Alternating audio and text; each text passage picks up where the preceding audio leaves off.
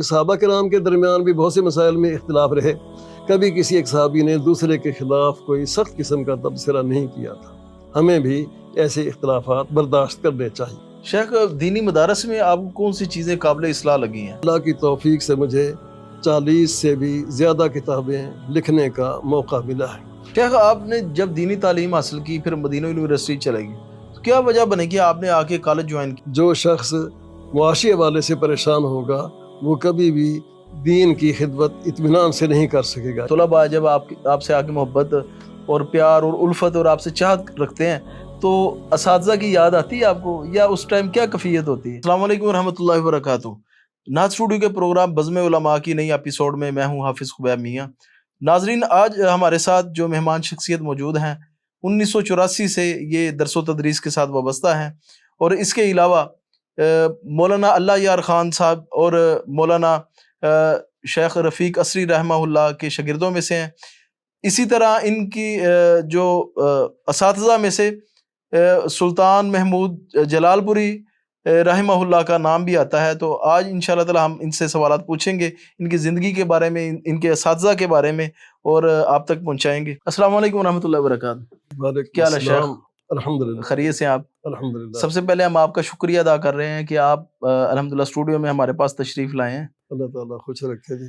شیخ، آپ کو پروگرام کا تھوڑا سا بیک گراؤنڈ بتاتا چلوں کہ یہ علماء کے تعارف کے سلسلے میں ایک پروگرام شروع کیا گیا ہے، جس میں سب سے زیادہ استفادہ کرنے والوں میں مدارس کے طلباء اور اساتذہ ہوتے ہیں، اور اس کا سب سے بڑا فائدہ یہ ہوتا ہے کہ ان کو پتہ چلتا ہے کہ کون سی شخصیات کی کون سی تصانیف ہیں، اور تصنیفی اعتبار سے اور تدریسی اعتبار سے کیا کیا خدمات سر انجام دیتے رہے ہیں۔ تو سب سے پہلے شیخ، آپ ہمیں تھوڑا سا اپنے فیملی بیک گراؤنڈ کے بارے میں بتائیں۔ بسم اللہ الرحمن الرحیم۔ میرا تعلق الحمدللہ ایک علمی خاندان سے ہے۔ ہمارے والد صاحب مولانا عبدالعزیز سعیدی، وہ محدث زمان حضرت مولانا شرف الدین محدث دہلوی رحمۃ اللہ علیہ کے شاگرد تھے، اور والد صاحب نے مولانا شرف الدین کے ادارے مدرسہ سعیدیہ دہلی سے تعلیم حاصل کی تھی، اور اسی مناسبت سے وہ سعیدی کہلاتے ہیں۔ اللہ تعالیٰ نے انہیں علم میں بڑا رسوخ عطا فرمایا تھا، اور وہ کہا کرتے تھے کہ اگر میں چاہتا تو ایک بہترین مدرس ہوتا، اور اگر میں چاہتا تدریس کے علاوہ اگر میں خطابت کے میدان میں جاتا تو اللہ تعالیٰ نے مجھے خطابت کی بھی صلاحیتیں دی تھیں، لیکن گھریلو مجبوریوں اور اپنے معروضی حالات کی وجہ سے میں اس میدان کو اختیار نہ کر سکا۔ البتہ اپنی اس کمی کو اپنی اولاد کے ذریعے پورا کرنے کی کوشش کی، اور اپنی اولاد میں اللہ تعالیٰ کے فضل سے 2 بیٹوں کو الحمدللہ عالم بنایا، جو اس وقت ملک کے مختلف مدارس میں تعلیمی خدمات سر انجام دے رہے ہیں، اور اس کے ساتھ ساتھ انہوں نے اللہ کے فضل سے تصنیفی حوالے سے بھی کافی کام کر کے والد صاحب کے کام کو پورا کرنے کی کوشش کی ہے۔ شیخ، آپ نے جو تعلیم کا آغاز دنیاوی تعلیم سے کی یا دینی تعلیم سے کیا تھا؟ ابتدائی طور پر میں نے اپنے شہر منکیرا کے مڈل سکول سے تعلیم حاصل کی تھی۔ صحیح۔ 8ویں تک میں وہاں پڑھا۔ وہاں پر ہائی سکول نہیں تھا، لیکن شروع سے ہی میرا ذہن والد صاحب کی تربیت کی وجہ سے مذہبی اور دینی تھا، اور میرا جی چاہتا تھا کہ میں دینی تعلیم حاصل کر کے زندگی میں دین کا خادم بنوں۔ یہی وجہ ہے کہ 8ویں کے بعد میں نے اصرار کیا کہ مجھے مدرسے میں بھیج دیا جائے۔ والد صاحب نے فرمایا کہ آپ میٹرک کر لیں، اس کے بعد مدرسے میں چلے جائیں گے۔ تو میں نے عرض کیا کہ اگر میرے پاس میٹرک کی سند ہوئی، ایسا نہ ہو کہ میں اس میٹرک کی سند کی وجہ سے دینی میدان چھوڑ کر کے ملازمت اور سرکاری ملازمت کے بارے میں سوچنے لگوں، نہ میرے پاس کوئی سند ہو اور نہ ہی میں کوئی سرکاری ملازمت کے لیے سوچوں۔ تو اس طرح میں 8ویں کلاس کے بعد دارالحدیث محمدیہ جلال پور پیروالا میں حضرت مولانا سلطان محمود رحمۃ اللہ علیہ کی خدمت میں پہنچا، اور یہ میری خوش نصیبی ہے کہ مجھے سب سے پہلا سبق کتاب الصرف مولانا سلطان محمود رحمۃ اللہ علیہ نے پڑھائی، جو اپنے وقت کے بہت بڑے ایک محدث تھے۔ اس کے علاوہ بھی دوران تعلیم جس قدر بھی اہم کتابیں ہوتی تھیں وہ حضرت الشیخ سے پڑھنے کی سعادت نصیب ہوئی۔ مولانا کی مجھ پر بڑی ہی نظر شفقت تھی، اللہ تعالیٰ ان کے درجات بلند فرمائے۔ شیخ ابھی آپ نے ذکر کیا مولانا سلطان محمود جلال پوری رحمہ اللہ کا، تو ان کا تدریس کا اسلوب کیا تھا، اس کے بارے میں تھوڑا سا ناظرین کو بتائیں کہ طریقہ کار کیا تھا پڑھانے کا؟ حضرت مولانا سلطان محمود رحمۃ اللہ علیہ اپنے وقت کے بہت بڑے عالم اور بہترین قسم کے مدرس تھے۔ دوران تدریس وہ مشکل سے مشکل مسائل کو انتہائی آسان انداز میں طلباء تک پہنچایا کرتے اور منتقل کیا کرتے تھے۔ ہمیں کوئی کتاب مشکل محسوس نہیں ہوتی تھی، اور وہ بڑی بڑی باتیں بڑے آسان اور عام فہم انداز میں سمجھا دیا کرتے تھے، اور وہ مختلف موقعوں پر اپنے طلباء کو بڑی دلچسپ انداز میں علمی باتیں سکھایا کرتے۔ پہلے سال کا یہ ایک واقعہ میں اکثر کئی مقامات پر بیان کر چکا ہوں کہ جن دنوں میں شیخ کے پاس کتاب الصرف پڑھا کرتا تھا، انہی دنوں میں ہمارے ایک استاد مولانا اللہ یار خان رحمۃ اللہ علیہ نے مجھے بازار بھیجا کہ آلو خرید کے لاؤ۔ میں بازار سے آلو خرید کے لایا، اور مسجد میں جو داخل ہوا تو حضرت الشیخ سامنے صحن میں مصلی امامت پر تشریف فرما تھے۔ مجھے دیکھتے ہی آواز دے کر بلایا کہ ادھر آؤ۔ میں وہ رومال جس میں آلو تھے ایک جانب رکھ کر مولانا کے پاس پہنچا، کہنے لگے کہ نہیں، وہ رومال لے کر آؤ، رومال میں تم بازار سے کیا لائے ہو؟ میں جھجکتے ہوئے وہ رومال اٹھا کر لایا۔ شیخ نے جب کھول کر دیکھا تو اس میں آلو تھے۔ فرمانے لگے کہ اچھا یہ آلو ہیں، میں نے تو سمجھا کہ تم بازار سے بیر خرید کے لائے ہو۔ تو میں نے عرض کیا کہ شیخ میں جاتا ہوں اور پتہ کرتا ہوں، بیر مل گئے تو میں لے آؤں گا۔ فرمانے لگے نہیں، اب اتنا ہی کافی ہے کہ اب تم جرمانہ ادا کرو، اور جرمانہ یہ ہے کہ آلو سیگا بتاؤ کہ آلو سیگا کیا ہے۔ بڑا دلچسپ انداز تھا، اور میرا ابتدائی تعلیمی سال تھا۔ میں نے عرض کیا کہ شیخ، سیگے تو عربی زبان کے ہوتے ہیں کہ قرآن مجید کا لفظ ہو، حدیث کا لفظ ہو، یہ تو ایک سبزی ہے کھانے کی، تو یہ تو سیگا نہیں ہو سکتا۔ فرمانے لگے نہیں، میں نے تمہیں سبق پڑھایا ہے، اس میں یہ لفظ آیا ہے، تم غور کرو۔ تو میں نے تھوڑی دیر غور کیا تو آلو سیگا حل ہو گیا، قالو کے وزن پر آلو۔ تو میں نے بتایا کہ یہ قالا یقولو کے وزن پر آلا یقولو سے فعل ماضی کا سیگا ہے۔ شیخ فرمانے لگے ایک اور سیگا بھی بنتا ہے۔ میں نے تھوڑی سی مزید توجہ کی، غور کیا، تو فعل مضارع سے میں نے کہا جی الا یعلو سے واحد متکلم فعل مضارع سے آلو سیگا بنتا ہے، اور دوسرے حمزہ کو الف سے بدلیں تو آلو بن جاتا ہے۔ شیخ نے پھر فرمایا کہ ایک اور سیگا بھی بنتا ہے۔ ذرا بے تکلفی سی تھی، میں نے عرض کیا شیخ پہلے یہ بتائیں کہ یہ کتنے سیگے بنانے ہیں؟ فرمانے لگے ایک سیگا اور بنتا ہے۔ تو میں نے تھوڑی دیر سوچ وچار کے بعد تیسرا سیگا بھی حل کیا۔ میں نے عرض کیا کہ آلا یعالی معالاتن سے امر کا سیگا آلے، اور اس سے جمع مذکر حاضر کا سیگا آلو بنتا ہے۔ تو یوں شیخ نے بڑی خوشی کا اظہار کیا۔ اس طرح ہمیں شیخ شغل میں بڑی اہم باتیں بتا دیا کرتے تھے اور سکھایا کرتے تھے۔ شیخ یہ آپ اس وقت کی بات ہے جب آپ میرے خیال 1.5 سال پڑھ کے تو آپ آئے، یعنی کہ تقریباً 1.5 سال ہی گزرا تھا نا آپ کو مدرسے جیسے؟ ہاں جی، نہیں، ادارے میں تو میرا ابھی چوتھا یا پانچواں مہینہ تھا۔ اچھا، ویسے ٹوٹل 1.5 سال تھا دینی تعلیم میں؟ دینی تعلیم میں یہ میرا پہلا ہی سال تھا، اور ابھی 3-4 مہینے ہوئے تھے کہ کتاب الصرف میں شیخ صاحب سے پڑھ رہا تھا۔ یعنی کہ 4 مہینے میں آپ کو یہ سیگے پتہ چل گئے، یہ سیگے ہمیں، اور ہمارے مدارس میں تو 3 سال بعد بھی نہیں بچوں کو پتہ چلے۔ بس اس دور کی تعلیم اور آج کی تعلیم میں بڑا فرق ہے۔ اللہ کا فضل ہے کہ ہمیں جلال پور پیر والا جیسا ماحول ملا، مولانا سلطان محمود رحمۃ اللہ علیہ جیسی شخصیت ملی، اور ان کے ہی شاگرد تھے حضرت مولانا محمد رفیق اثری رحمۃ اللہ علیہ، ان سے بھی ہم نے بہت استفادہ کیا، اور ان کے بھی تلمیذ تھے مولانا اللہ یار خان رحمۃ اللہ علیہ، ان سے بھی ہم نے بہت پڑھا۔ اس وقت ادارے میں یہ 3 ہی استاذ تھے جو ایک دوسرے کے استاد شاگرد تھے۔ مولانا اللہ یار صاحب شاگرد تھے مولانا رفیق صاحب کے، اور مولانا رفیق صاحب شاگرد تھے مولانا سلطان محمود رحمۃ اللہ علیہ کے۔ شیخ مولانا رفیق اثری صاحب کا تو ہم نے نام سنا ہے، وہ بھی کچھ عرصہ پہلے ہی وہ اس دنیا سے گئے ہیں۔ مولانا اللہ یار رحمہ اللہ کے حوالے سے کچھ آپ کی یادداشت میں کچھ چیزیں رہی ہوں تو بتائیں۔ مولانا اللہ یار خان بلوچ خاندان سے ان کا تعلق تھا، اور انتہائی غریب تھے۔ اللہ تعالیٰ نے انہیں بہت سی صلاحیتوں سے نوازا تھا۔ بڑے ہی مخلص اور محبت کرنے والے شیخ تھے، اپنے شاگردوں کے ساتھ اور اپنے ہر ملنے کے والے کے ساتھ بڑی ہی محبت کا اظہار کیا کرتے تھے۔ تو وہ بڑے نرمی سے، پیار سے، شفقت سے پڑھایا کرتے تھے۔ انہیں ہم شیخ القرآن کہا کرتے تھے کہ وہ قرآن مجید کا ترجمہ اور تفسیر بڑے ہی پیارے انداز میں اور بڑے بہتر انداز میں سکھایا اور پڑھایا کرتے تھے۔ ہم نے قرآن مجید کا ترجمہ اور تفسیر شیخ سے ہی حاصل کی ہے۔ اللہ تعالیٰ ان کے درجات بلند کرے، آمین۔ شیخ مولانا رفیق اصری صاحب سے آپ نے کون سے اسباق پڑھے؟ مولانا اصری رحمۃ اللہ علیہ سے بھی ہم نے بہت استفادہ کیا۔ شروع کے سالوں میں وہ ہمیں روضۃ الادب کتاب پڑھایا کرتے تھے۔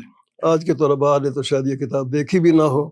یہ کتاب مولانا مشتاق چرتھاولی صاحب کی ہے، جن کی کتاب علم الصرف اور علم النحو مشہور ہے۔ یہ کتاب عربی زبان سکھانے کے حوالے سے اور ساتھ ساتھ عربی گرامر سکھانے کے حوالے سے بڑی ہی مفید ہے۔ اس کے ہر سبق میں عربی سے اردو اور اردو سے عربی کا سبق سکھایا جاتا، طریقہ سکھایا جاتا۔ مولانا ہمیں پڑھاتے اردو سے عربی، عربی سے اردو سے پڑھانے کے ساتھ ساتھ وہ ہمیں کوئی عنوان دے دیا کرتے تھے کہ آج آپ اس عنوان پر عربی میں مضمون لکھ کر لائیں گے۔ مثلا کبھی المسجد کے عنوان سے، کبھی الاستاذ کے عنوان سے، کبھی جس طرح اسکولوں میں مضمون دیے جاتے ہیں، مضمون ہمیں میرا مضمون استاد، نویسی کی ہاں۔ پریکٹس کراتے تھے اور وہ عربی زبان میں۔ تو ہمارا طریقہ یہ ہوتا تھا کہ ہم پہلے اردو میں مضمون لکھ لیتے، اس کی پھر اپنی ٹوٹی پھوٹی عربی بنایا کرتے، تو مولانا محترم ہماری اصلاح کر دیا کرتے تھے۔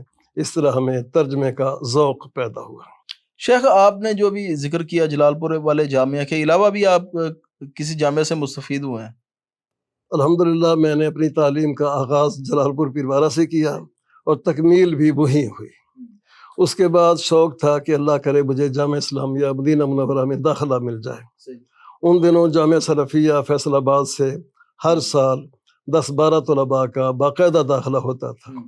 تو اس خواہش کی تکمیل کے سلسلے میں جامعہ سلفیہ آیا، یہاں 1 سال تعلیم حاصل کی۔ عزیز جلیل القدر اساتذہ کرام پڑھا رہے تھے۔ مولانا محمد صدیق صاحب فیصل آبادی رحمۃ اللہ علیہ شیخ الحدیث تھے۔ حافظ اللہ خان مدنی وہ بھی ان دنوں وہیں پر ہوتے تھے۔ اس طرح مولانا قدرت اللہ فوق، مولانا وہ بھی ذوق وہ بھی وہیں کے تھے۔ اسی طرح حافظ احمد فوق اور تھے، ذوق اور تھے، ابو ذوق قدرت اللہ فوق لکھا کرتے تھے۔ صحیح۔ اسی طرح حافظ احمد اللہ صاحب جو مولانا اس وقت ہمارے شیخ الحدیث ہیں، عبدالعزیز علوی صاحب، ان کے والد صاحب تھے حافظ احمد اللہ صاحب رحمۃ اللہ علیہ، ان سے بھی ہمیں پڑھنے کا موقع ملا۔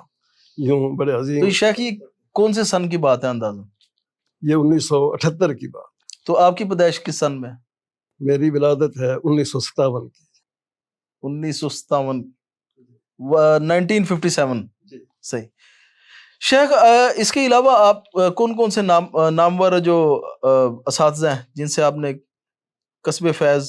الحمدللہ بہت سے اساتذہ سے پڑھنے کا موقع ملا، جیسا کہ بھی ذکر ہوا حضرت مولانا سلطان محمود رحمۃ اللہ علیہ، مولانا محمد رفیق اصری رحمۃ اللہ علیہ، مولانا علی یار خان رحمۃ اللہ علیہ، جامعہ سلفیہ میں مولانا محمد صدیق صاحب رحمۃ اللہ علیہ، حافظ احمد اللہ صاحب، مولانا قدرت اللہ فوق صاحب، اور ان کے علاوہ حافظ ثناء اللہ سرحلوی رحمۃ اللہ علیہ۔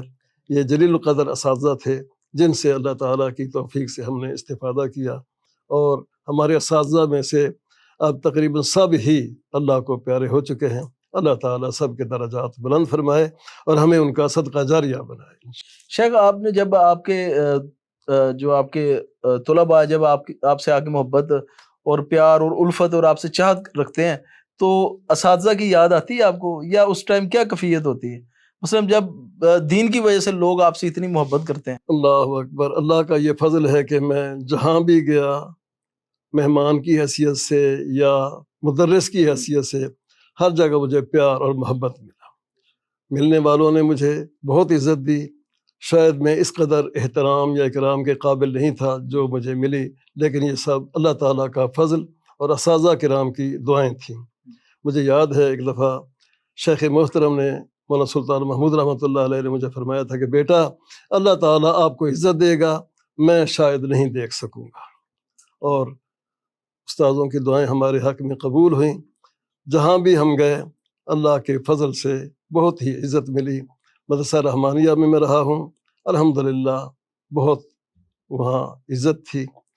جب ہم جامعہ اسلامیہ مدینہ منورہ میں تھے تو تمام ہمارے پاکستانی طلباء انہوں نے ایک تنظیم بنائی تھی جمعیت طلبہ اہل حدیث، میں اس کا ناظم اعلیٰ تھا، تو اس حوالے سے بھی تمام طلباء میں ایک حیثیت تھی۔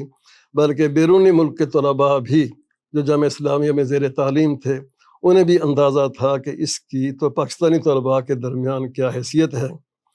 تو کھانے کے جب وقفہ ہوتا تو ہمارے کویتی دوست جب ہمیں دیکھتے تو مجھے کہا کرتے تھے انت شیخ الحدیث اہل پاکستان، ماشاءاللہ۔ آپ پاکستانیوں کے شیخ الحدیث ہیں۔ تو یہ ان کی طرف سے مجھے پیار ملا، محبت ملی۔ اس کے بعد پھر جب میں مختلف علاقوں میں بھی جاتا ہوں تو اللہ کا فضل ہے کہ مجھے بہت زیادہ اکرام اور تکریم ملتی ہے۔ شاید اس حدیث کا مصداق ہے کہ من کان للہ کان اللہ لہ، ہم اللہ والے بننے کی کوشش کرتے ہیں تو اللہ تعالیٰ بھی لوگوں کے دلوں میں محبت ڈال دیتا ہے۔ اللہ تعالیٰ سب کی محبتیں قبول فرمائے۔ شیخ، جو مدینہ یونیورسٹی میں آپ کے اساتذہ میں سے کون کون سی شخصیات رہیں؟ اللہ اکبر، وہاں بھی ظاہر ہے کہ دنیا بھر کے مختلف ممالک کے منتخب قسم کے اساتذہ مختلف فنون کے وہاں پر پڑھاتے تھے۔ ان میں مولانا شیخ عبد الوکیل الجامی، صحیح، جو کسی دور میں یہاں فیصل آباد میں بھی رہے تھے، ان سے بھی پڑھنے کا موقع ملا۔ اس طرح شیخ ضیاء الرحمن اعظمی تھے جن کا اصل تعلق ہندوستان سے تھا اور وہ اصلاً ہندو تھے۔ انہوں نے اسلام قبول کیا، پھر تعلیم حاصل کرتے رہے، سعودی عرب سے بھی تعلیم حاصل کی، مصر سے بھی انہوں نے پڑھا، اور بالآخر اللہ تعالیٰ نے ان کو عزت دی کہ وہ جامعہ اسلامیہ مدینہ منورہ میں پروفیسر مقرر ہوئے تھے۔ ان سے بھی ہمیں استفادے کا موقع ملا۔ اسی طرح شیخ عطیہ سالم تھے جو مدینہ منورہ کے ایک فقیہ تھے اور جج تھے، انہوں نے بھی ہمیں پڑھایا۔ شیخ عمر فلاتہ رحمۃ اللہ علیہ تھے، ان سے بھی ہم نے اصول حدیث پڑھا، اور بھی بہت سے اساتذہ تھے۔ اللہ تعالیٰ کی سب پر رحمتیں ہوں۔ تو یہ جو آپ کے مدینہ یونیورسٹی کے اساتذہ ہیں وہ بھی دنیا سے چلے گئے ہیں سارے؟ وہ بھی سب اس وقت اللہ کو پیارے ہو چکے ہیں، رحمت اللہ علیہ۔ شیخ، پاکستان میں آپ کی فیورٹ اساتذہ میں سے کون سی شخصیت رہی؟ اللہ اکبر، ویسے تو سارے ہی اساتذہ قابل تھے اور علمی مرتبوں پر فائز تھے۔ میں جو سب سے زیادہ متاثر ہوا ہوں وہ حضرت مولانا سلطان محمود رحمۃ اللہ علیہ کی شخصیت ہے، کہ ان کی علمی پختگی، علمی رسوخ، طلباء سے پیار اور محبت، اور پھر پڑھانے کا منفرد انداز، میں ان سے بہت زیادہ متاثر ہوا ہوں اور رہا۔ شیخ، سننے میں آیا کہ مولانا تعویذ وغیرہ لکھ کر دیتے تھے؟ جی ہاں، اس قسم کی ان کے اندر کچھ نرمی پائی جاتی تھی۔ مثلاً وہ ہر نماز کے بعد اجتماعی دعا کے قائل تھے، اور ہمیں یاد نہیں کہ کبھی انہوں نے اس دعا کا ناغہ کیا ہو۔ تعویذ کا بھی ان کا شغل تھا۔ عام تو تعویذ نہیں دیتے تھے، بطور پیشہ وہ یہ کام نہیں کرتے تھے، لیکن اگر کوئی شخص تعویذ کے لیے خواہش کرتا تو لکھ بھی دیا کرتے تھے۔ تو ان کا کیا موقف تھا نماز کے بعد دعا کا، اور تعویذ کے حوالے سے ان کا کیا موقف تھا؟ تو جواز کی حد تک وہ دعا کے بارے میں مثلا کہا کرتے تھے کہ نماز کے بعد دعا کی جا سکتی ہے اور مستحب ہے، لازمی اور فرض تو نہیں سمجھتے تھے، لیکن عملاً انہوں نے کبھی ترک بھی نہیں کی تھی۔ اور اگر کوئی آدمی نماز کے بعد دعا نہ کرتا تو وہ اس پر بھی کوئی اعتراض نہیں کرتے تھے۔ تعویذ کے حوالے سے وہ کہا کرتے تھے یہ علاج کا ایک انداز ہے، اگر کسی کو قرآنی آیات کر لکھ کر دی جائیں یا حدیث کی کوئی دعا لکھ کر دی جائے اور اسے آرام پہنچتا ہے تو اس میں کوئی حرج نہیں ہے۔ تعویذ میں وہ قرآنی آیات لکھتے تھے؟ قرآنی آیات، عام طور پر آیت الکرسی اور معوذتین اور سورہ فاتحہ لکھا کرتے تھے۔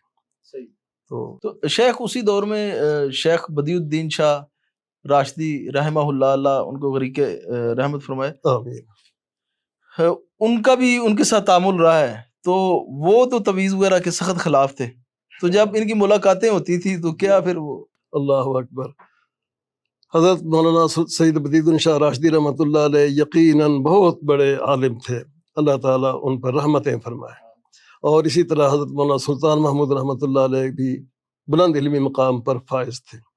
بعض مسائل میں ان کا آپس میں اختلاف بھی تھا، اس کے باوجود ایک دوسرے کا وہ بہت زیادہ احترام ملحوظ رکھا کرتے تھے۔ اس کی کئی مثالیں ہمارے سامنے آئیں۔ مثلاً ایک دفعہ سید بدیع الدین شاہ راشدی رحمۃ اللہ علیہ کو جلال پور میں بلایا گیا، 2-3 دن انہیں یہاں قیام رکھا۔ تو شیخ محترم نے نمازیوں سے کہا ہوا تھا کہ پیر صاحب جب تشریف لائیں گے آپ ان کی خدمت میں حاضر ہو کر ان سے مسائل دریافت کیا کریں۔ یعنی کہ پہلے ہی ان کو تعارف کروا دیا ہوا تھا؟ تعارف پہلے بھی کچھ تھا، پھر مزید تعارف کرا کے لوگوں کو اہمیت سے آگاہ کیا۔ تو ایک دن ایک نمازی وہ شیخ راشدی رحمۃ اللہ علیہ کے پاس بیٹھے تو انہوں نے رکوع کے بعد ہاتھ باندھنے کا مسئلہ دریافت کیا، تو شیخ راشدی رحمۃ اللہ علیہ نے بڑے ہی ادب اور احترام کا مظاہرہ کرتے ہوئے فرمایا کہ آپ کے شہر میں ملک کی عظیم شخصیت اور بہت بڑے محدث موجود ہیں، ان کی موجودگی میں آپ مجھ سے مسئلہ دریافت کرتے ہیں، اس مسئلے کے لیے آپ مولانا سلطان محمود کی طرف رجوع کریں، وہی آپ کی صحیح رہنمائی فرمائیں گے۔ اور شاہ صاحب نے اپنا موقف بیان کرنے کی ضرورت محسوس نہ کی۔ اس کے علاوہ ان میں دونوں مشائخ میں بھینس کی قربانی کے حوالے سے بھی اختلاف تھا۔ اب بھینس کی قربانی کے حوالے سے پروفیسر حافظ عبداللہ صاحب بہاولپوری اور مولانا سلطان محمود رحمۃ اللہ علیہ کی رائے میں اختلاف تھا۔ ہم یہ نہ کہیں کہ ان کی کوئی آپس میں بحث یا مناظرہ بازی تھی، رائے مختلف تھی۔ مولانا سلطان محمود رحمۃ اللہ علیہ بھینس کی قربانی کے جواز کے قائل تھے، بلکہ اس وقت تک بھی ان کے شاگرد اور ان سے متاثرین سب لوگ بھینس کی قربانی کو جائز کہتے ہیں، اور ہم بھی ان میں شامل ہیں۔ اچھا صحیح۔ اور دوسری طرف پروفیسر حافظ عبداللہ صاحب رحمۃ اللہ علیہ وہ بھینس کی قربانی درست نہیں سمجھتے تھے۔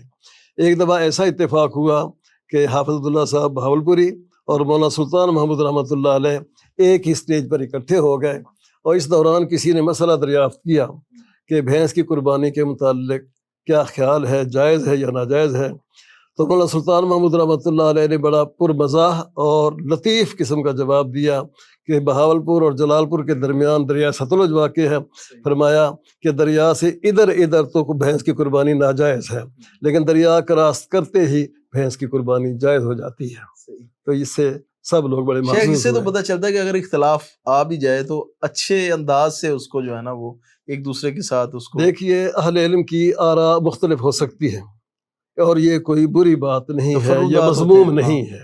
اہل علم ہر آدمی کو حق حاصل ہے کہ وہ اپنے علم کی روشنی میں جو رائے چاہے اختیار کرے، لیکن دوسرے صاحب علم کی رائے کا بھی احترام کرنا چاہیے۔ اس اختلاف کو نفرت یا عداوت کی حد تک نہیں، بلکہ ایک علمی اختلاف تھا کہ اسے رکھنا چاہیے۔ صحابہ کرام کے درمیان بھی بہت سے مسائل میں اختلاف رہے، کبھی کسی ایک صحابی نے دوسرے کے خلاف کوئی سخت قسم کا تبصرہ نہیں کیا تھا۔ ہمیں بھی ایسے اختلافات برداشت کرنے چاہیے۔ شیخ ابھی آپ نے بھینس کی قربانی کا ذکر کیا، تو میں ذاتی طور پہ بھی مجھے یہ بھینس کی قربانی یعنی کہ کوئی اپیل نہیں کرتی، ہوتا ہے نا کہ کوئی مسئلہ ذہن میں، صحیح ہے۔ اس کی دو تین وجوہات ہیں۔ ایک تو یہ ہے کہ اس کی جنس کا فرق ہے، اس کا آپس میں کراس نہیں ہوتا، اس کے مزاج کا بھی بہت زیادہ فرق ہے، پھر رنگ کا بھی بہت زیادہ فرق ہے، اور یہ ساری چیزیں ہیں۔ تو اس بارے میں آپ کا کیا خیال ہے؟ اور خاص کر جب ادھر بہت زیادہ موجود بھی ہوں، یعنی کہ بیل موجود ہیں، تو پھر گائے یا بیل موجود ہیں کثرت سے۔ وافر مقدار میں موجود ہیں۔ اصل میں ایک لفظ ہے بقر، صحیح۔ عربی لغت کا ہم غیر جانبداری سے مطالعہ کریں تو بقر کا اطلاق دونوں پر ہوتا ہے، گائے پر بھی ہوتا ہے اور بھینس پر بھی ہوتا ہے، اس لیے ہمارے علماء اس کے جواز کے قائل ہیں۔ اب مزاج ان کا جو مرضی ڈیفرنٹ ہے، مزاج یا رنگ ہاں، صحیح۔ جو بھی ہو، اس سے کوئی فرق نہیں پڑتا ہے۔ شیخ آپ حافظ فتح محمد فتحی رحمہ اللہ کے ساتھ آپ کی رفاقت رہی ہے، تو ان کے حوالے سے کیا یادداشت ہے؟ اللہ اکبر۔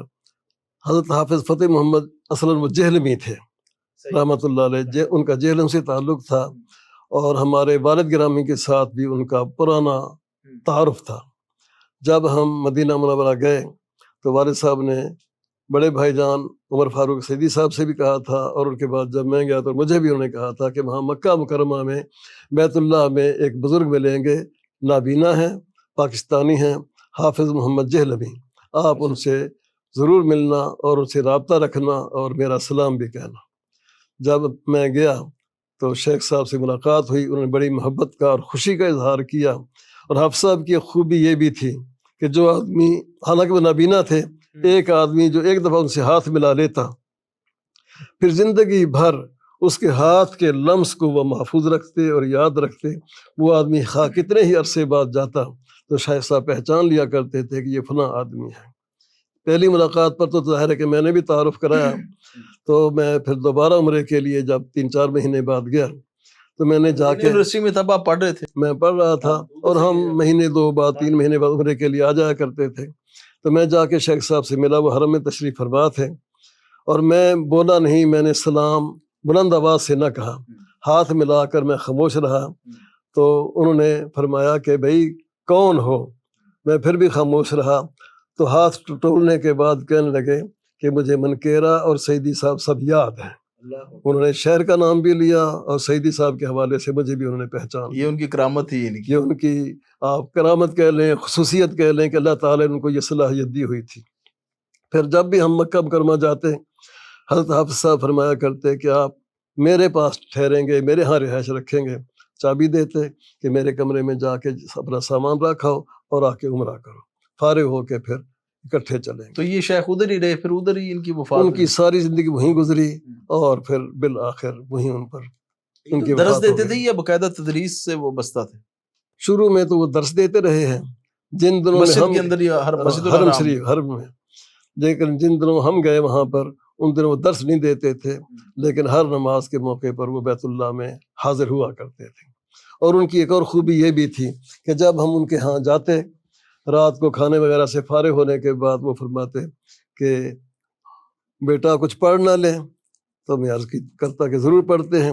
حافظ صاحب کی ایک بہت بڑی لائبریری تھی، غالباً 10-12 الماریاں تھیں جو کتابوں سے بھری ہوئی تھیں، تو ایک الماری کا نام لیتے کہ فلاں الماری میں فلاں جگہ پر فلاں کتاب پڑھی ہے، وہ اٹھا کے لاؤ۔ کبھی مشکات المصابیح کا کہتے، کبھی سنن دارمی کا کہتے، کبھی صحیح بخاری کا کہتے، میں وہ کتاب اٹھا کے لاتا تو گھنٹہ 1.5 گھنٹہ میں تلاوت کرتا رہتا اور حافظ صاحب خاموشی سے سنتے رہتے۔ جہاں کہیں قابل وضاحت بات ہوتی وہ ساتھ ساتھ وہ وضاحت بھی کر دیتے، گویا کہ اس حوالے سے وہ میرے شیخ بھی ہیں اور میں ان کا شاگرد بھی ہوں انشاءاللہ۔ شیخ تصنیف کی طرف آپ نے کب رجحان کیا؟ اور اللہ اکبر، یہ بھی میری زندگی کا ایک الحمدللہ خاص موڑ ہے، اور اس حوالے سے شروع میں تو میں جب بچپن سے ہی اخبار پڑھتا، کوئی رسالہ پڑھتا، کتاب دیکھتا، تو میرے ذہن میں خیال آتا تھا کہ یہ کتاب لکھنے والا، یہ مضمون لکھنے والا کتنا عظیم آدمی ہوگا کہ اس نے یہ کتاب لکھی ہے اور اس کا نام اب تک ماشاءاللہ معروف ہے۔ تو میرا خیال آتا تھا مجھے کہ میں بھی بڑا ہو کر انشاءاللہ مضمون لکھا کروں گا اور کتابیں لکھا کروں گا۔ پھر جلال پور میں حضرت مولانا رفیق اثری رحمۃ اللہ علیہ کی شفقت سے مجھے مزید اس سلسلے میں کام کرنے کا موقع ملا۔ میں نے پہلے بتایا کہ وہ ہم سے مضمون لکھوایا کرتے تھے، کبھی اردو میں اور کبھی عربی میں۔ پھر وہ خود بھی مصنف تھے، کتابوں کی پروف ریڈنگ کے لیے وہ مجھے اپنے پاس بٹھایا کرتے تھے۔ ایک نسخہ میرے پاس ہوتا، ایک نسخہ شیخ صاحب کے پاس ہوتا، تو پھر میں پڑھتا چلا جاتا اور شیخ صاحب اصل نسخے کی تصحیح کرتے چلے جاتے تھے۔ اس سے ذوق پیدا ہوا مجھے ان کتابوں میں سے اسبال المطر فی شرح قصب السکر، اس کتاب کا نام یاد ہے کہ اس کی پروف ریڈنگ میں نے شیخ صاحب کے ساتھ کرائی تھی۔ تو پھر مجھے مضمون لکھنے کا شوق پیدا ہوا۔ سب سے پہلے میرا مضمون ہفتہ روزہ الاعتصام میں چھپا تھا ترکستان کے حوالے سے کہ وہاں پر مسلمانوں کے ساتھ کیا ظلم و ستم ہوئے۔ پھر جب میں عملی زندگی میں آیا تو سب سے پہلے مجھے فاروقی کتب خانہ ملتان کی طرف سے اربعین نبوی کا ترجمہ کرنے کا حکم ملا کہ آپ اس کا ترجمہ کر دیں۔ مزے کی بات ہے کہ فاروقی کتب خانہ کے مالک حافظ عبد المنعم رحمۃ اللہ علیہ خود بھی ایک بہت بڑے عالم تھے اور وہ مولانا سلطان محمود کے شاگردوں میں سے تھے۔ انہوں نے مجھے اربعین نبوی کا ترجمہ کرنے کا حکم دیا اور میں نے ترجمہ کر کے جب بھیجا تو انہوں نے خود بتایا کہ میں نے سوچا کہ سعید مجتبیٰ نے ترجمہ کر کے دیا ہے، میں بھی تو پڑھا وہ میں بھی ترجمہ کر کے دیکھوں۔ تو انہوں نے 3-4 احادیث کا اپنے طور پر ترجمہ کیا اور کہنے لگے میں نے اپنے ترجمے کا آپ کے ترجمے کے ساتھ تقابل کیا تو کہتے مجھے اپنے آپ میں شرم آئی کہ یہ مجھ سے چھوٹا ہے، اس کا ترجمہ کتنا عمدہ اور بہترین ہے اور میں ویسا ترجمہ نہیں کر سکا۔ تو انہوں نے بڑے شوق سے وہ کتاب شائع کی جو فاروقی کتب خانہ ملتان سے شائع ہوئی۔ شیخ آپ نے بعد میں اس کی شرح بھی لکھی؟ پھر تو یہ اس وقت صرف متن کا ترجمہ تھا۔ بعد میں اللہ نے مجھے توفیق دی کہ گرمی کی چھٹیاں تھیں، گھر میں بیٹھا تھا تو میں نے سوچا کہ چھٹیوں سے کوئی فائدہ اٹھانا چاہیے، کوئی کام کرنا چاہیے، تو چنانچہ میں نے انہی اربعین نبوی کی پھر شرح لکھی۔ انہی دنوں حافظ عبدالعظیم اسد صاحب ملنے کے لیے میرے ہاں گئے، دارالسلام والے۔ دارالسلام والے، وہ میرے شاگرد بھی ہیں۔ تو انہوں نے کہا کہ ہمیں کوئی کتاب دیں، ہم آپ کی کتاب شائع کرنا چاہتے ہیں۔ تو میں نے انہیں وہی شرح اربعین نبوی دی۔ حافظ صاحب نے بڑی خوشی کا اظہار کیا اور وہ کتاب پھر شرح اربعین نبوی کے نام سے دارالسلام نے شائع کی۔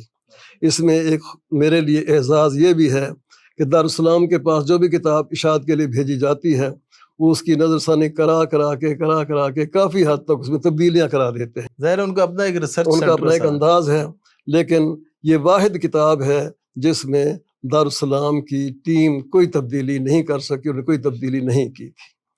بعد میں پھر یہی کتاب ایک نئے عنوان سے اسلام کے احکام و آداب کے نام سے بھی شائع ہوئی ہے، اور علم میں آیا ہے کہ یہ ہزاروں نہیں لاکھوں کی تعداد میں یہ کتاب الحمدللہ طبع بھی ہوئی ہے، اور پورے ملک نہیں بلکہ دنیا میں تقسیم ہوئی ہے. ماشاءاللہ. شیخ آپ کی معروف کتابوں میں سے کون کون سی کتابیں جو ہیں؟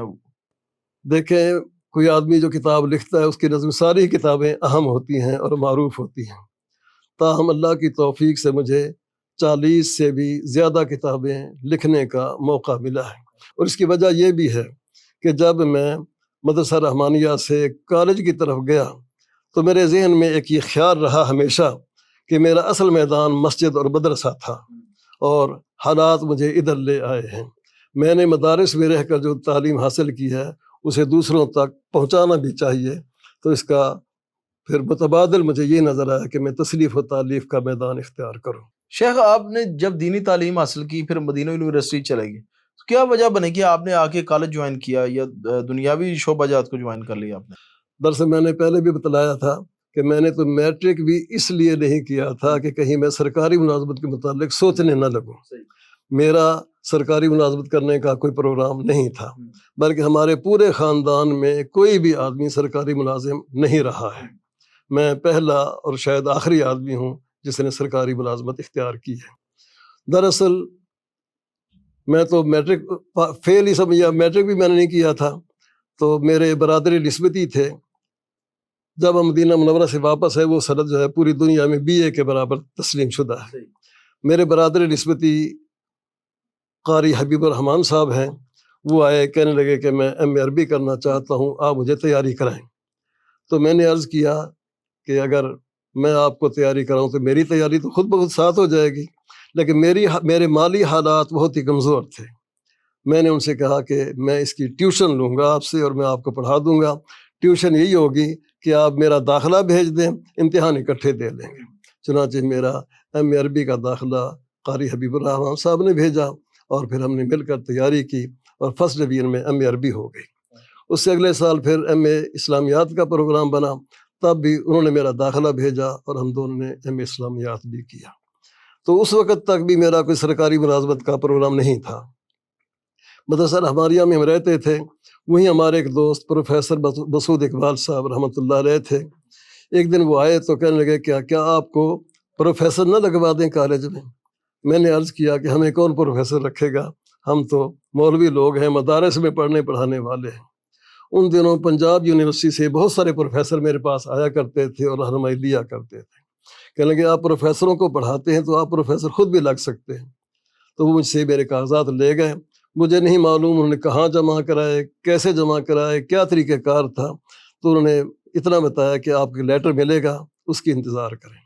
تو کچھ مہینوں کے بعد ایک لیٹر آیا، میں نے انہیں دکھایا تو بتایا گیا کہ آپ کا ریٹن ٹیسٹ ہے، آپ فلاں تاریخ کو پہنچے. الحمدللہ میں نے ریٹن ٹیسٹ دیا، وہ بھی میرا پہلے مرحلے میں کامیاب ہو گیا.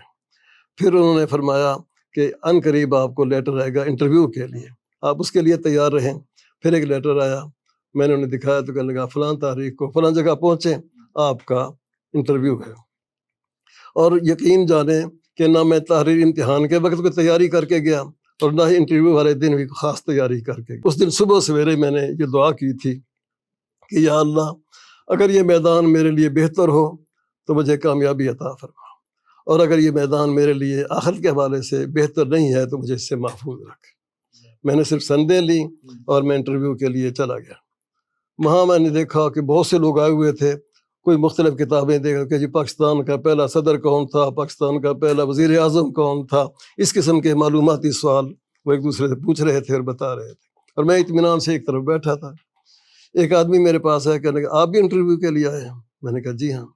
کہنے لگا آپ تو بڑے مطمئن بیٹھے ہیں، آپ کے پاس کوئی کتاب بھی نہیں ہے اور نہ ہی کوئی پریشانی، آپ تو بڑے مطمئن بیٹھے ہیں. میں نے کہا جی ہاں.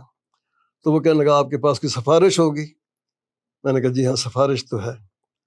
تو کہنے لگا کس کی؟ تو میں نے کہا بس ہے سفارش. کہنے لگا کسی MNA کی؟ میں نے کہا نہیں، اس سے بھی بڑی. کہنے لگا کسی وزیر اعلیٰ کی؟ میں نے کہا نہیں اس سے بھی بڑی. کہ پھر وزیر اعظم ہو سکتے ہیں. میں نے کہا نہیں اس سے بھی بڑی. پھر اس سے بڑی سفارش کون ہو سکتی ہے؟ میں نے کہا اللہ تعالیٰ کی. میں نے دعا کی ہے اگر یہ میدان میرے لیے بہتر ہوا تو اللہ تعالیٰ مجھے کامیاب کرے گا، ورنہ مجھے اس کی کوئی ضرورت نہیں ہے.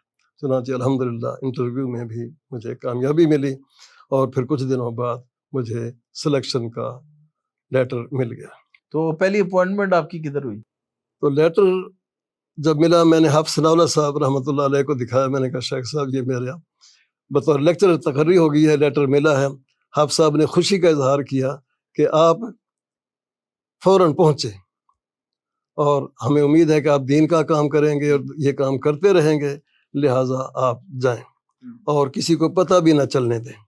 چنانچہ میں خاموشی سے کسی کو بتائے بغیر، اتنا تو بتایا کہ میں جا رہا ہوں لیکن یہ نہیں بتایا تھا کہ میں کسی کالج میں جا رہا ہوں. تو الحمدللہ 26 فروری 1990 کو میں لیا گورنمنٹ پولی ٹیکنک انسٹیٹیوٹ میں بطور لیکچرار وہاں حاضر ہوا. تو یہ میرا اپنا کوئی نہ ذاتی فیصلہ تھا، نہ ذاتی کوشش یا خواہش تھی، یہ اللہ تعالیٰ ہی کی طرف سے میری مدد اور رہنمائی تھی کہ میں وہاں پہنچا. شیخ ادھر آپ کا شعبہ جو ہے وہ اسلامیات تھا؟ ظاہر ہے کہ ہمارا تو شعبہ پھر یہی ہے، اسلامیات پڑھائی اور خوب پڑھائی، اور کبھی بھی مسلک اہل حدیث کا چھپایا نہیں. ہمارے عام طور پر دوست جاتے ہیں سرکاری اداروں میں، کوشش کرتے ہیں کہ میرے اہل حدیث ہونے کا کسی کو پتہ نہ چل جائے، گول مول سی گفتگو، گول مول سا انداز. لیکن میرا لیکچر پہلے دن ہی سنتے ہی طلباء کو پتہ چل جاتا تھا کہ یہ وہابی ہیں اور اہل حدیث ہیں.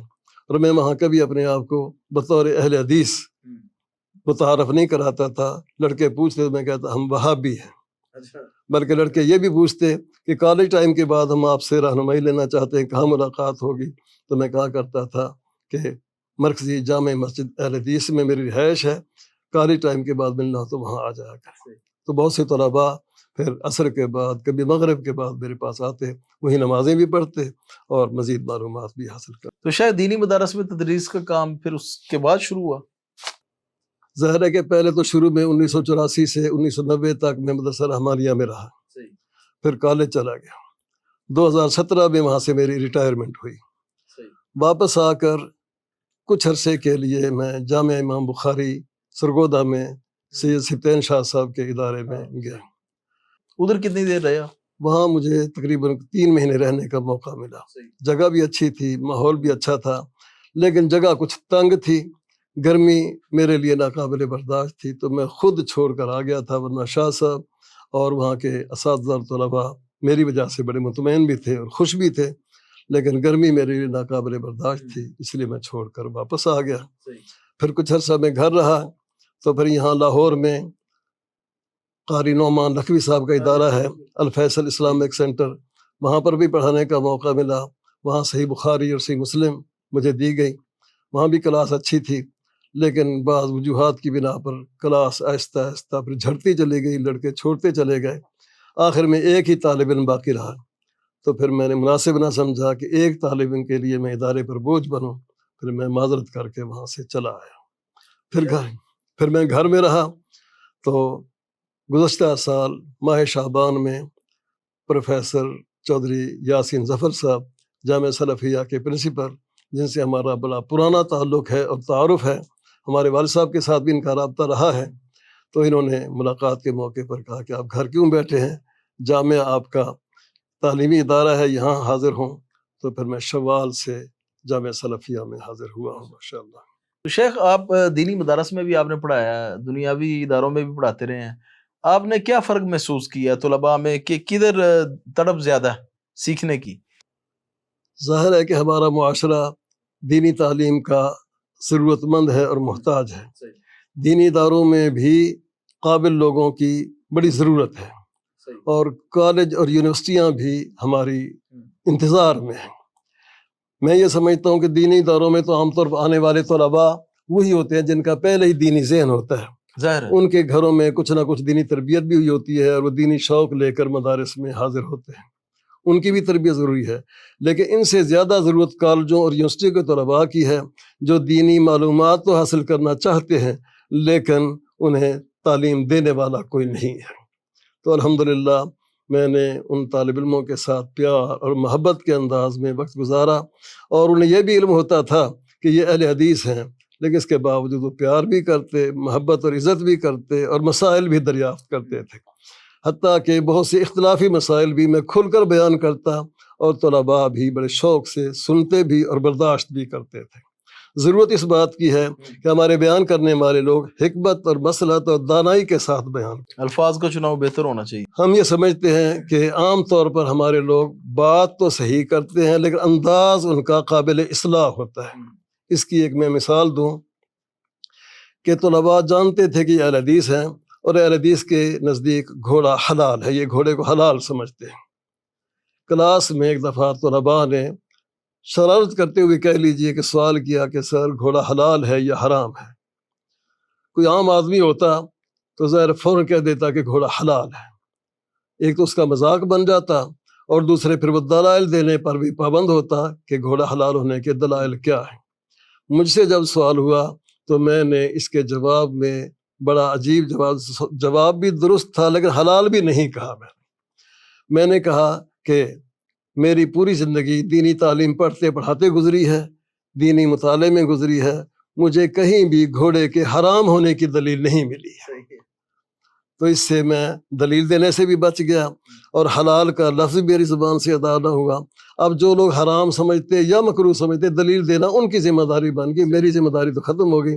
میں نے کہا مجھے تو حرام کی کوئی دلیل ملی ہی نہیں ہے۔ اس انداز میں اگر ہم اپنے انداز میں اور اپنے بیان میں اصلاح کریں تو انشاءاللہ وہ ماحول بھی ہمارے سازگار ہو سکتا ہے۔ شیخ، دینی مدارس میں آپ کو کون سی چیزیں قابل اصلاح لگی ہیں جن کو اگر ہم بہتر کریں تو زیادہ افیکٹو ہم ایک طلباء کی جو ہے نا وہ کھیپ تیار کر سکیں؟ ویسے تو مدارس کی انتظامیہ اور مدرسین کی ہمیشہ یہ کوشش ہوتی ہے کہ طلباء تک زیادہ سے زیادہ اور بہتر انداز میں ان کی تربیت کی جائے اور تعلیم ان کو دی جائے، لیکن ظاہر بات ہے کہ ہر آدمی کا انداز مختلف ہوتا ہے۔ آج ہم دیکھتے ہیں کہ جو کورس ہم نے پڑھے تھے اب اس میں سے تقریباً نصف کورس ختم ہو چکا ہے، مدارس میں وہ چیزیں نہیں پڑھائی جاتی ہیں، تو جو پختگی اور رسوخ طلباء میں ہونا چاہیے وہ آج نظر نہیں آتا ہے۔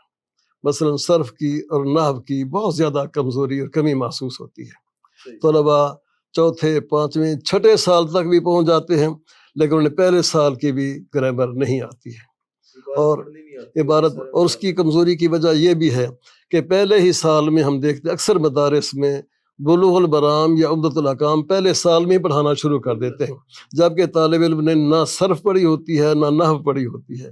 جس طالب علم نے ابھی صرف بھی نہیں پڑھی، نحو بھی نہیں پڑھی، اسے بلوغ المرام یا عمدۃ الاحکام شروع کرا دینا یہ اس کے ساتھ زیادتی ہے۔ وہ پھر باغی بھی ہو جاتا ہے پہلے سالوں میں، تو باغی بھی ہوتے ہیں، متنفر بھی ہو جاتے ہیں کہ ہمیں سمجھ تو کچھ آ نہیں رہی تو وہ چھوڑ کر بھی چلے جاتے ہیں۔ چاہیے یہ کہ پہلے سال میں دیگر اسباق کے ساتھ ساتھ صرف ضرور پڑھائی جائے اور دوسرے سال میں نحو پڑھائی جائے۔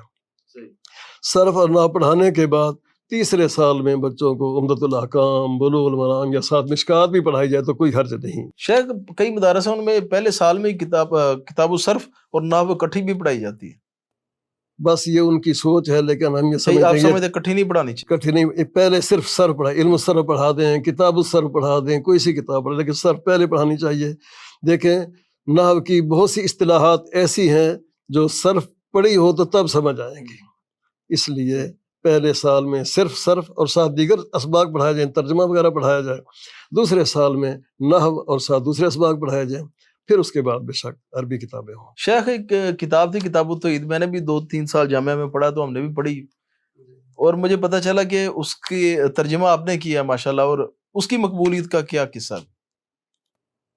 کتاب التوحید کا ترجمے کا بھی ایک قصہ یوں ہے کہ میری عام طور پر کوشش رہتی ہے کہ میں رات کو مطالعہ کر کے سوں، تو مجھے یاد ہے کہ گرمیوں کی چھٹیاں تھیں اور میں رات کو عشاء کے بعد اپنے کتب خانے میں گیا تو میں نے دیکھا کہ آج میں کون سی کتاب کا میں مطالعہ کروں، تو ایک کتاب التوحید کا اردو ترجمہ بہت تقسیم ہوتا رہا پچھلے سالوں میں، جس میں ایک صفحے پر عربی متن ہے اور دوسرے صفحے پر اردو متن ہے، ترجمہ ہے اس کا۔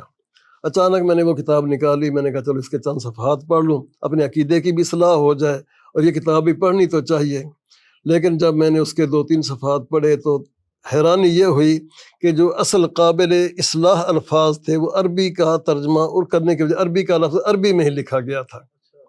مثلا حدیث تھی کہ رسول اکرم صلی اللہ علیہ وسلم نشرہ کے بارے میں پوچھا گیا کہ نشرہ کیا ہے، ترجمے میں بھی لکھا کہ نشرہ کیا ہے اور اس کی مزید وضاحت نہ کی گئی۔ اس طرح اور بھی کچھ الفاظ تھے۔ اسی وقت میرے ذہن میں خیال ہے کہ اس کتاب کا ترجمہ بہتر اور عام فہم کرنا چاہیے۔ اردو دان لوگوں کے لیے ترجمہ کرنا ہے تو اس کی تشریح اور وضاحت تو ہونی چاہیے۔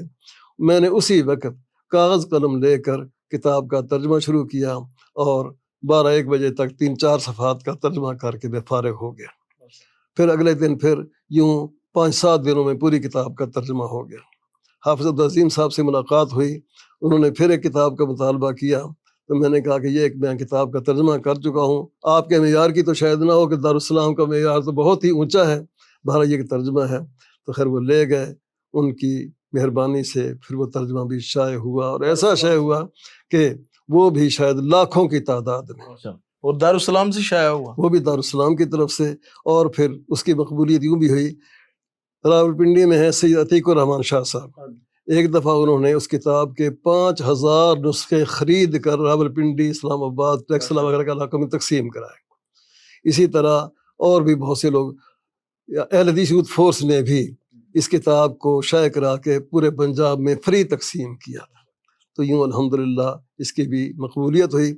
مولانا عبد المالک مجاہد حافظہ اللہ سے ملاقات ہوئی، تعارف ہوا تو کہنے لگے اچھا آپ وہی ہیں جنہوں نے کتاب التوحید کا ترجمہ کیا ہے، میں یہ کتاب 3 دفعہ سبقاً پڑھا چکا ہوں۔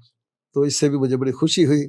ایک دفعہ مرکزی جمعیت اہل حدیث کی مجلس شورا کا اجلاس تھا کوئٹہ میں، تو ہم وہاں گئے تھے، تو وہاں ہمارے ایک شاگرد تھے جو آج کل بلوچستان کی جماعت اسلامی کے امیر ہیں، عبدالحق ہاشمی صاحب، ان سے ملاقات ہوئی، انہوں نے ناشتے کی دعوت دی، ہم ان کے گھر گئے تو اپنے پٹھان دوست انہوں نے کوئٹہ کے بلائے ہوئے تھے، تعارف کرانے لگے تو انہوں نے صرف میرا نام ہی لیا کہ یہ پروفیسر سعید مجتبیٰ سعیدی صاحب ہیں۔ تعارف کرنے لگے تو ایک پٹھان دوست، میں نہیں جانتا کہ وہ کون تھے، کہ لگے ہاشمی صاحب یہ وہی ہیں جن کی کتاب التوحید ہے، جن کی کتاب شرح 40 نووی ہے، اور 2-4 کتابوں کا نام لے کر کہنے لگے کہ ہم انہیں پہلے سے جانتے ہیں، آپ کیا تعارف کرائیں گے۔ اس سے بھی مجھے بڑی خوشی ہے۔ شیخ اور کون کون سی آپ کی کتب ہے جو مدارس میں نصاب کا حصہ ہے؟ نصاب کا حصہ تو ان میں سے یہی بس کتاب التوحید ہی ہے، لیکن الحمدللہ کتابوں کی مقبولیت بہت ہے۔ کتابوں میں سے مجھے الحمدللہ سنن ابن ماجہ کا اردو ترجمہ کرنے کی سعادت بھی ملی ہے، جسے مولانا سرور عاصم صاحب نے مکتبہ اسلامیہ کی طرف سے 3 جلدوں میں شائع کیا ہے۔ اس کے علاوہ بدکاروں کی زندگی کا عبرتناک انجام، یہ بھی ایک کہانیوں کی شکل میں دلچسپ کتاب ہے اور یہ بھی بہت مقبول ہوئی ہے۔ اسی طرح ایک دفعہ لاہور میں مدرسہ رحمانیہ میں ہی ایک ورکشاپ منعقد ہوئی تھی جمعیت احیاء التراث الاسلامی کویت کی طرف سے، وہاں مجھے ایک لیکچر پیش کرنے کا موقع ملا تھا، منکرین حدیث کے شبہات اور ان کا رد۔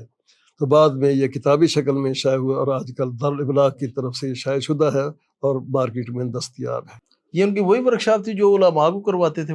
علماء کو کرائی گئی تھی اور یہ ماڈل ٹاؤن میں اوپر منزل میں یہ ہوئی تو سخت گرمی کا موسم تھا، مجھے منظر اب تک یاد ہے۔ بس وہ سلسلہ نہیں چل رہا، پر اچھا سلسلہ تھا وہ بھی ایک۔ جی ہاں، لیکن آج کل تو شاید نہیں ہو رہا ہے۔ نہیں ہو رہا۔ اللہ تعالیٰ بہتری فرمائے۔ اچھا شیخ، ہمارے معاشرے میں معاشی طور پہ جو مدارس کے جو اساتذہ ہیں وہ کافی پریشانی کا شکار ہیں، تو آپ کیا محسوس کیا آپ جب دنیاوی تعلیم سے دینی مدارس میں آئے ہیں؟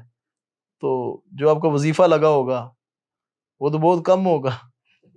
ظاہر بات ہے کہ دراصل مدارس کی بھی کچھ مجبوریاں ہیں، ان کے پاس کوئی بہت زیادہ فنڈ تو نہیں ہوتے، یہ بھی علاقے سے اکٹھا کر کے پھر علماء کی اور طلباء کی وہ خدمت کرتے ہیں، اور یہ ان کی بہت بڑی ماشاءاللہ ایک محنت ہے۔ اللہ تعالیٰ انہیں مزید توفیق عطا فرمائے اور ان کی مشکلات کو حل فرمائے۔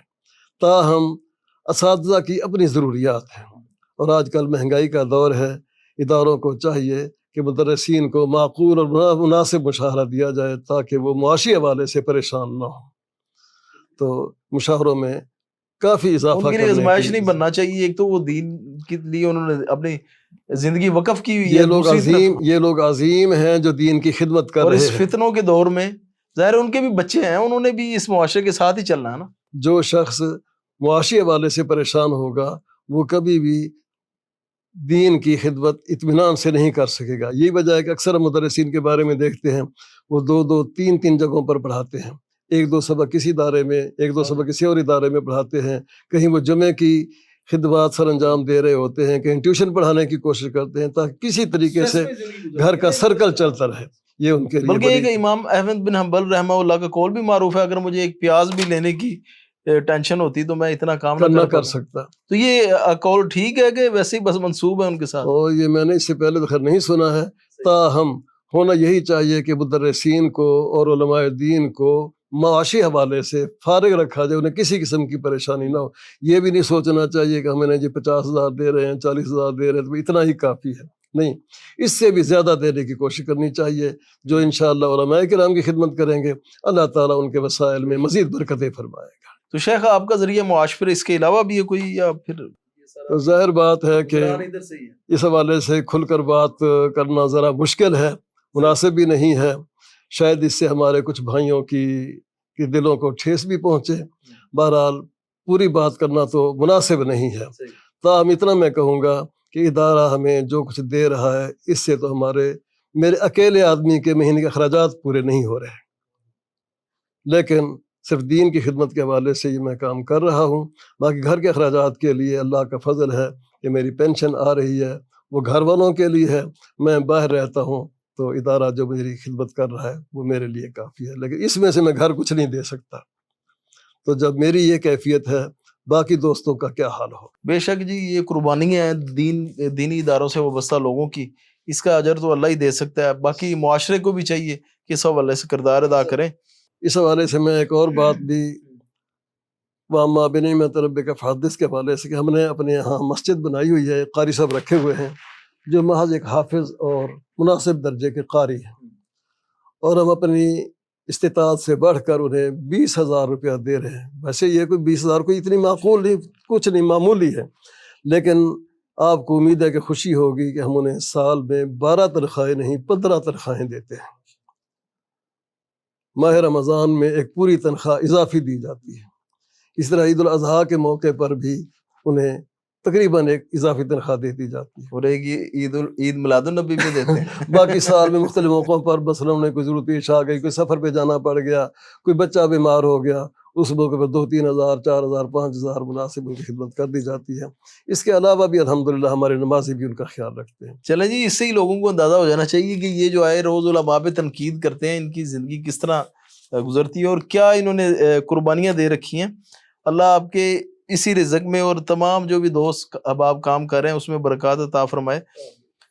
شیخ، جامعہ رحمانیہ میں آپ ان کا جو شعبہ تھا المعہد العالی للشریعہ والقضاء میں آپ وکلاء کو اور جو ججز کو پڑھاتے رہے ہیں، تو اس کا تجربہ کیسا رہا آپ کا؟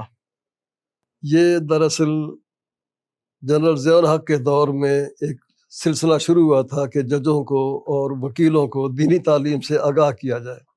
وہی سلسلہ چلتا رہا. اس سلسلے میں پھر حافظ عبدالرحمن مدنی صاحب حافظہ اللہ، ان کی کوششیں بہت زیادہ ہیں. انہوں نے ججوں کے ساتھ رابطے رکھے، ان کی تربیت کرتے رہے، وکیلوں کے ساتھ بھی انہوں نے رابطے رکھے. اس سلسلے میں انہوں نے ایک ادارہ بھی قائم کیا، اسی کا نام تھا المعہد العالی للشریعۃ والقضاء. اس میں وہ خود بھی لیکچر دیا کرتے، دیگر اساتذہ بھی. اس میں مجھے بھی کچھ عرصہ خدمات سر انجام دینے کا موقع ملا. تو میں نے دیکھا کہ جج حضرات اور وکیل حضرات بڑی دلچسپی سے اس موقع پر حاضر ہوتے اور کافی سوال و جواب کی نشست اور دلچسپ موقع ملتا. وہ ماشاءاللہ بڑی دلچسپی سے وہ دریافت کیا کرتے تھے اور بڑا اچھا وہ ایک ماحول. تو آپ کے ان شاگردوں میں سے کوئی ابھی جج یا کوئی معروف وکیل بنا ہو؟ لیکن میں کوئی یاد نہیں رکھ سکا، نہ ان کے ایڈریس وغیرہ لے سکا کہ اس وقت کون کون سے جج تو ظاہر اگر تھے بھی تو وہ تو ریٹائر ہو گئے. وکیل بھی ان میں سے کافی حد تک شاید ریٹائر ہو چکے ہوں گے، کیونکہ یہ 1986 87 88 کی بات ہے. شیخ، آپ نے جیسے ذکر کیا جب آپ دنیاوی اداروں میں پڑھاتے تھے، جیسے پولی ٹیکنیک کالج میں پڑھاتے تھے، تو آپ اپنے آپ کو فخر محسوس کرتے تھے بطور اہل حدیث ہونے کے یا وہابی ہونے کے. اس کے علاوہ آپ کا دوسرے مسالک کے لوگوں کے ساتھ تعامل کیسا تھا، یا کس طرح کا رویہ ہمیں رکھنا چاہیے ان لوگوں سے ملاقات، میل ملاپ اور ملتے ہوئے؟ ظاہر ہے کہ وہاں پورے ادارے میں میں اکیلا ہی مسلک اہل حدیث کا حامل تھا. 80-90 آدمیوں کا سٹاف اور ایک وہابی آدمی. اسی طرح 1100-1200 کے طلباء، ان میں سے ایک ہی آدمی اہل حدیث. تو ان کے ساتھ کچھ نرمی کا برتاؤ بھی رکھنا پڑتا، کچھ روریات بھی رکھنی پڑتی، لیکن اپنے مسلک پر پختگی کے ساتھ ساتھ کبھی لچک نہیں دکھائی. اپنا موقف بھرپور انداز میں بیان کیا، لیکن ان کے جذبات کا بھی خیال رکھتے ہوئے الفاظ ذرا نرم بیان کیے، لیکن موقف میں کبھی لچک نہیں دکھائی. یعنی کہ جو انداز میں نرمی سے مسئلہ نہیں ہے، اگر موقف پختہ ہو. موقف پختہ ہو تو انشاءاللہ مخالف بھی آپ کی بات سننے کے لیے تیار ہوگا. شیخ، آپ کی اولاد ابھی دین کی طرف آئی ہے یا وہ دنیاوی تعلیمی حاصل کر رہی ہے، یا ان کا کیا ذوق شوق ہے؟ اللہ تعالیٰ نے مجھے الحمدللہ 5 بیٹیاں اور ایک بیٹا عطا فرمایا ہے. بچیوں کی دنیاوی تعلیم تو الحمدللہ BA تک ہوئی ہے، ایک بیٹی MA بھی کر چکی ہے. لیکن چونکہ بچیوں کے دینی مدارس ہم سے بہت دور دور تھے، میں اکیلے آدمی کے لیے مشکل تھا کہ میں موقع بموقع ان بچیوں کو مدارس تک پہنچاتا یا ان کو لے کر آتا، یا اور اکیلے سفر کرنے کی میں کبھی اجازت نہیں دے سکتا تھا. میرے لیے یہ ذمہ داری ادا کرنا مشکل تھا، اس لیے میں باقاعدہ طور پر مدارس میں ان کو نہیں پڑھا سکا. لیکن گھر میں الحمدللہ ان کی جو تربیت ہوئی وہ انشاءاللہ بس کافی ہے. بیٹا اللہ نے عطا فرمایا، ایک ہی بیٹا ہے. میں نے اسے الحمدللہ دینی اور دنیاوی دونوں تعلیمیں دلوائی ہیں اللہ کے فضل سے، اس میں میرا کوئی کمال نہیں ہے. بیٹے نے MA تک کالج میں پڑھا ہے. اسی طرح دینی تعلیم کا اس نے ابتدا کیا تھا ستیانہ سے، اس کے بعد جامعہ سلفیہ بھی پڑھتا رہا، اور تکمیل اس نے جامعہ امام بخاری سرگودا سے کی ہے. آج کل وہ MPhil کر رہا ہے. تو میری غیر موجودگی میں وہ مسجد میں ذمہ داریاں ادا کرتا ہے، جمعے بھی پڑھاتا ہے، نمازیں بھی پڑھاتا ہے، اور مسجد کے انتظامات کو سنبھالا ہوا ہے. دعا کیجئے کہ اللہ تعالیٰ اسے مزید توفیق عطا فرمائے. یعنی کہ یہ آپ کی دوسری نسل ہے جو دین کے ساتھ یہ دوسری ہو گئی، اور یوں سمجھ لیں کہ میری 100% نرینہ اولاد. ایک ہی بیٹا ہے تو 100% نرینہ اولاد دینی راستے پر چلی ہوئی ہے الحمدللہ. چلیں جی، اللہ آپ کو خوش رکھے، آباد رکھے، شاد رکھے، اور اس ادارے کو جس میں آپ ابھی آئے ہیں آپ کے لیے اور آپ کو ان کے لیے فائدہ مند بنائے. تو میں ادارے کی انتظامیہ کا اس حوالے سے شکر گزار ہوں کہ انہوں نے مجھے یاد کیا، اور اس حوالے سے سامعین و ناظرین سے کے ساتھ تعارف کا بھی موقع ملا. اللہ تعالیٰ سب کو خیر و برکت سے نوازے. شیخ، جدید ذرائع ابلاغ کے حوالے سے آپ کا کیا خیال ہے کہ یہ ہونے چاہیے، نہیں ہونے چاہیے، یا کس حد تک یہ افیکٹو ہیں؟ ہر دور کی ضرورتیں اور تقاضے مختلف ہوتے ہیں. ہم پرانے لوگ ہیں، پرانے انداز کی ہم سوچ رکھتے ہیں، تو ہم کہیں گے کہ وہی انداز اچھا اور بہتر تھا. تاہم موجودہ دور کے جو تقاضے ہیں ان کو ملحوظ رکھتے ہوئے جدید ٹیکنالوجی اور جدید ذرائع سے بھی فائدہ اٹھانا چاہیے کہ ہماری نوجوان نسل اسی کی عادی ہے اور اسی کی ضرورت مند ہے. وہ پرانے دور گئے کہ لوگ 4 گھنٹے بیٹھ کر بات سنیں گے، تقریریں سنیں گے، پوری رات تقریریں سنتے تھے. تو اب ہر آدمی چاہتے گھر بیٹھے بیٹھے میں ساری باتیں حاصل کر لوں. تو سوشل میڈیا کی اس حوالے سے بڑی اہمیت ہے، اگرچہ ہم اس سے کافی حد تک دور ہیں، تاہم ہم اس سے اختلاف نہیں کرتے، اس کی اہمیت ضرور ہے. تو آپ حضرات ماشاءاللہ مبارکباد کے مستحق ہیں کہ سوشل میڈیا کا یہ انداز آپ نے اختیار کرتے ہوئے دین کی تعلیمات اور علماء کا تعارف لوگوں تک پہنچانے کی کوشش کر رہے ہیں. اللہ تعالیٰ آپ کی کوششوں کو قبول فرمائے. جزاک اللہ شیخ، آپ تشریف لائے اور ایک بڑا اچھا پروگرام آپ کے ساتھ ریکارڈ ہوا. اللہ آپ کو خوش رکھے. سبحانک اللہم و بحمدک، اشہد ان لا الہ الا انت، استغفرک و اتوب الیک. ناظرین سے اجازت چاہتے ہیں. والسلام ورحمۃ اللہ وبرکاتہ.